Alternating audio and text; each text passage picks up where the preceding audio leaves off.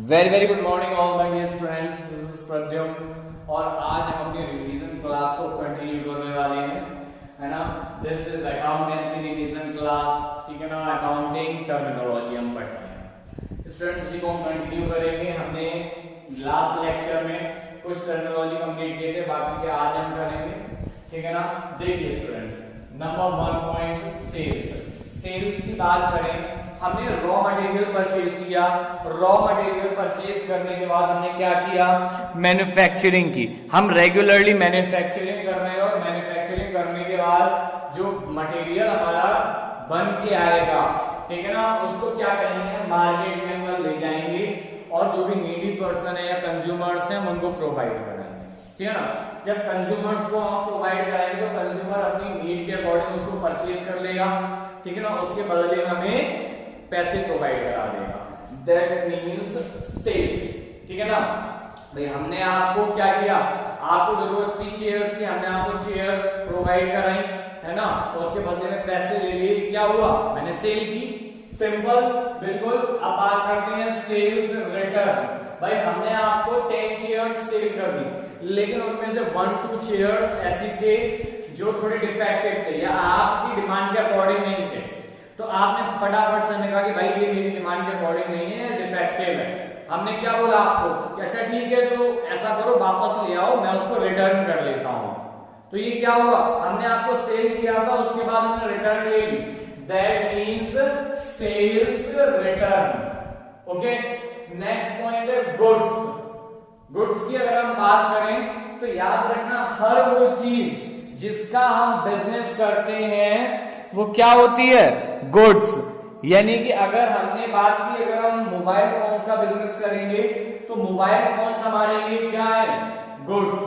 अगर हम चेयर का बिजनेस कर रहे हैं, ये फर्नीचर हाउस है, तो फर्नीचर मेरे लिए क्या है, गुड्स। सपोज दैट जैसे मेरा फर्नीचर हाउस है और मैं चेयर लेके आया अपने बिजनेस में, परचेज किया, भाई हमने मटेरियल भाई सेल करना है आपको, इसलिए हमने परचेज किया, तो ये चेयर क्या हुआ, ये हमारे लिए गुड्स हुआ। बट अगर मेरी मोबाइल शॉप है और मैंने चेयर परचेज कर ली, इस कंडीशन में वो चेयर मेरे लिए गुड्स नहीं होगी। गुड्स हमेशा वही चीजें होती हैं जिन चीजों का हम बिजनेस करते हैं, स्टूडेंट्स ध्यान रखिएगा। चलिए नेक्स्ट पॉइंट आ रहा है हमारे सामने, स्टॉक या इन्वेंट्री। स्टॉक कभी ऐसा होता है स्टूडेंट्स कि हमने क्या है, हमें सेल करने हैं 10 पेन्स, तो हम अपनी दुकान में 10 पेन नहीं रखेंगे कि हमारी आज की सेल होती है 10 की, तो हम 10 रखें। यानी कि अगर एक दिन में 12-15 लोग आ गए तो हम उनसे कहते हैं भैया हमारी तो 10 पेन की कैपेसिटी थी, हमने 10 रखे, अब मेरे पास नहीं। ऐसा नहीं होता। हम क्या करेंगे, अगर एक दिन में हमारी 10 पेन सेल हो रहे हैं तो हम क्या करेंगे, इसके डबल, ट्रिपल या 4 टाइम्स रखेंगे, ठीक है ना। हम क्यों रखेंगे, ताकि हमारी सेल रेगुलर बनी रहे, 2, 4, 5 दिन या 10 दिन का एक गैप मिलता रहे हमें क्या करने के लिए, परचेज करने के लिए, है ना। मान लो 3-4 दिन अगर हमने गुड्स नहीं परचेज कर पाया तो हमारा बिजनेस बंद ना हो, हमारे पास स्टॉक इतना हो कि हम सेल करते हैं, ठीक है ना स्टूडेंट्स। बात करते हैं इन्वेंट्री की। इन्वेंट्री और स्टॉक एक ही बात है, ठीक है ना। जो मीन मैंने स्टॉक का बताया, सेम इन्वेंट्री का। बात करते हैं ओपनिंग और क्लोजिंग स्टॉक की। जरा ध्यान से समझिए स्टूडेंट्स, कभी आपने ऐसा देखा है कि आप शाम को मार्केट गए हो और कोई दुकान बंद हो रही हो, ठीक है ना, दुकान बंद हो रही हो और उसकी दुकान बंद होते होते बिल्कुल खाली हो जाए, ऐसा होता है क्या, नो। उसमें कुछ ना कुछ मटेरियल जरूर बचेगा, जो मटेरियल वहां बचेगा दुकान बंद करते टाइम, उसको हम क्या नाम देते हैं, क्लोजिंग स्टॉक, ठीक है ना। अब बंद होते टाइम जो मटेरियल बचा उसको तो हमने क्लोजिंग स्टॉक बोल दिया। सोचो नेक्स्ट डे मॉर्निंग में जब शटर ओपन हुआ तो जो आज मैंने शाम को स्टॉक छोड़ा है वो कल सुबह मॉर्निंग में मिलेगा कि नहीं मिलेगा दुकान में, हाँ सर मिलेगा। हाँ, अगर थेफ्ट और लॉस्ट बाय फायर हो जाएगा, ये चीजें अलग कंडीशन है, हम इसको यहाँ नहीं काउंट करते, हम नॉर्मल कंडीशन की बात कर रहे हैं कि नॉर्मली क्या होता है, ठीक है ना। तो आज हमने जो दुकान क्लोज की उसका मीन हुआ closing stock. But next day जब हमने मॉर्निंग में ओपन कर दी, that means opening stock. Okay, जो आज का क्लोजिंग है वो नेक्स्ट डे मॉर्निंग का ओपनिंग होगा, ध्यान रखिएगा। Next point, cost. What is the mean of cost? जैसे हमने बात की, हमारा फर्नीचर हाउस था, हमने एक चेयर मैन्युफैक्चर की। अब उस चेयर को बनाने के लिए जो भी खर्चा हुआ, जो पैसा लगा, हम उसको क्या बोलेंगे? कॉस्ट। दैट मीन्स लागत। ठीक है ना। Next, voucher. वाउचर क्या है? वाउचर रिटन डॉक्यूमेंट्स होते हैं। रिटन डॉक्यूमेंट्स मींस हमने रॉ मटेरियल परचेज किया, तो रॉ मटेरियल परचेज करने के लिए हमें कुछ बिल मिले होंगे। भाई हम परचेज करेंगे तो वहां से बिल बन के आएगा कि नहीं आएगा? ठीक है ना। बिल या कोई चीज, हर चीज में जो भी रिटन है, भाई सेल परचेज रेगुलरली चलनी है, जब चलेगी तो उसका हम रिटन में भी तो हिसाब रखेंगे, तभी तो हम क्रॉस चेक करेंगे अपने अकाउंट्स को। तो जो रिटन डॉक्यूमेंट्स होते हैं सारे के सारे वाउचर बोले जाएंगे। Next point, discount. डिस्काउंट की अगर हम बात करते हैं तो ये तो सबको समझ में सुनते ही समझ आ गया होगा। एक भी बच्चा ऐसा नहीं होगा जिसको डिस्काउंट नहीं समझ आया हो। रीजन, भैया आदत पड़ गई है तो डिस्काउंट मांगने की। किताब भी खरीदते हैं ना तो बुक्स के लिए भी पहले बुक डिपो वाले से क्या पूछते हैं कि भैया इसमें डिस्काउंट कितना दोगे? वो कहता है 20%। कहता नहीं नहीं नहीं 25 दो बोल रहे हैं, है ना। तब फिर अच्छा चलो ठीक है ना, आपकी ना मैंने 22 दिया, है ना। तो ये होता है ना, तो ये होता है डिस्काउंट। अब डिस्काउंट के भी दो पार्ट्स होते हैं, ट्रेड और कैश डिस्काउंट। बस यहां पर हमें थोड़ा ध्यान से समझना है, ट्रेड डिस्काउंट और कैश डिस्काउंट क्या होता है। ये एक चैप्टर में भी अभी आपका कवर होगा आगे दोनों। देखिए, ट्रेड डिस्काउंट हमें नाम से पता चल रहा है, बिजनेस के लिए जो भी छूट मिल रही है उसको क्या बोलते हैं? Trade discount. अच्छा, अब बात करते हैं ट्रेड डिस्काउंट कैसे होता है। भाई आप मार्केट में गए, मार्केट में आपने एक क्या देखा? जीन्स देखी, बढ़िया सी जीन्स, सबको बहुत पसंद है। आपने जीन्स देखी, जीन्स थी 1000 रुपीज की। मॉल वाले ने कहा आज है 20% ऑफ, ठीक है ना, ये लिख दिया 20% ऑफ। आपने कहा है 20% ऑफ, दैट मीन्स ये आपको पड़ गई 800 रुपीज की। ठीक है, समझो बात को। बट वो दुकान या मॉल था आपके फ्रेंड का, आपने कहा 800 रुपए की जीन्स है, ठीक है, बट आज मैं पैसे नहीं लाया हूं, बाद में ले लेना मुझसे। दोस्त कहता है नहीं नहीं ऐसा नहीं हो पाएगा। आपने कहा देखो यार समझा करो, आपस की बात है, थोड़ा कंप्रोमाइज कर लो। तो फ्रेंड कहता है अच्छा ठीक है, तुम कंप्रोमाइज की बात करते हो तो मैं कर लेता हूं, मैं तुम्हें कैश डिस्काउंट प्रोवाइड करा रहा हूं 10%, यानी कि अभी के अभी पेमेंट करो, कैश लेके आओ, 10% डिस्काउंट और ले जाओ। हमने है 10% और, उसने कहा ठीक है 20% ये मिला, 10% ये मिला, 30% हो गया, लेस कर दो, 700 रुपीज बस पे करना है मुझे। वो कहेगा रुक जाओ, होशियार मत बनो। आपका फ्रेंड आपसे क्या कहेगा? रुक जाओ, होशियार मत बनो। आपका क्यों? मैं ठीक तो कर रहा हूं। उसने कहा मैंने कैश डिस्काउंट दिया है, ट्रेड डिस्काउंट नहीं दिया है। फिर आपने कहा ये क्या बीमारी है, कैश डिस्काउंट ट्रेड डिस्काउंट, क्या कंफ्यूज कर रहे हो, सीधे सीधे बोलो क्या चाहते हो। तब आपका दोस्त बोलेगा कि मैं चाहता हूं कैश डिस्काउंट हो। कैश डिस्काउंट मींस वो अमाउंट जिस पर मैंने आपको सेल कर दिया उस पर डिस्काउंट दूंगा मैं।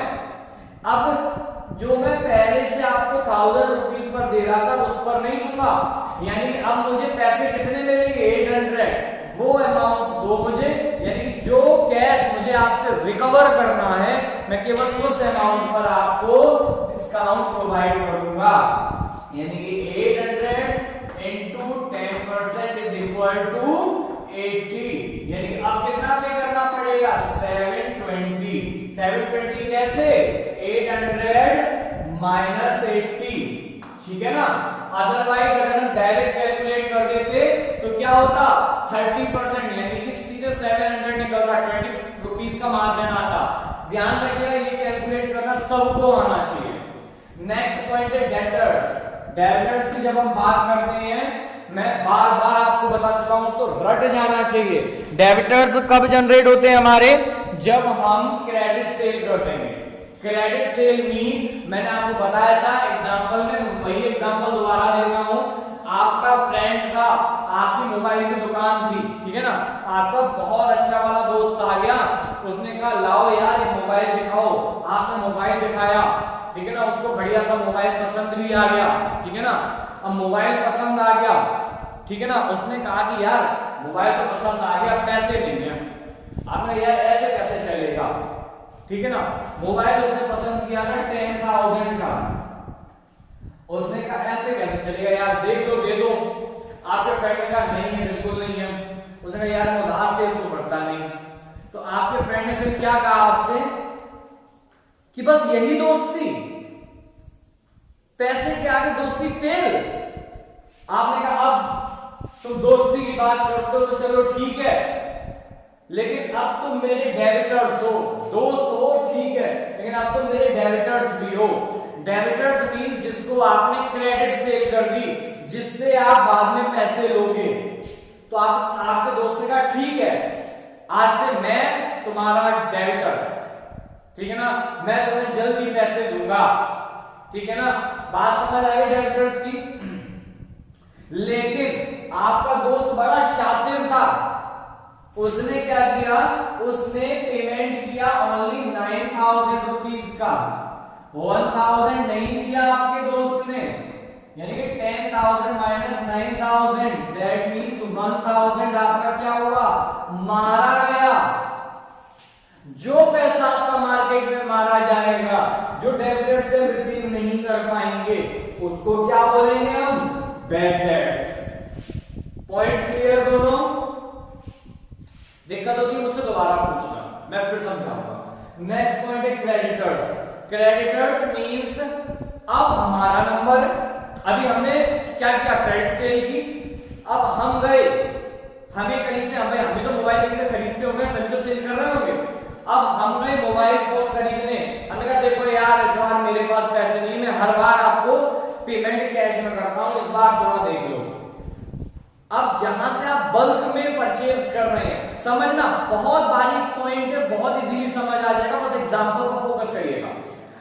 अब जहां से आप बल्क में मोबाइल फोन खरीदते हो, वो आपका क्या है, रेगुलर कस्टमर है भाई आप उसके। तो आपने कहा भाई देखो मैं तुम्हारा रेगुलर कस्टमर हूं, इस बार दे दो, है ना। तो उस पर्सन ने जो आपको डायरेक्टली बल्क में मटेरियल प्रोवाइड करा रहा है या मोबाइल फोन प्रोवाइड करा रहा था, उससे आपने क्या किया, क्रेडिट परचेज करा। क्या किया आपने, credit purchase. What is the meaning of credit purchase?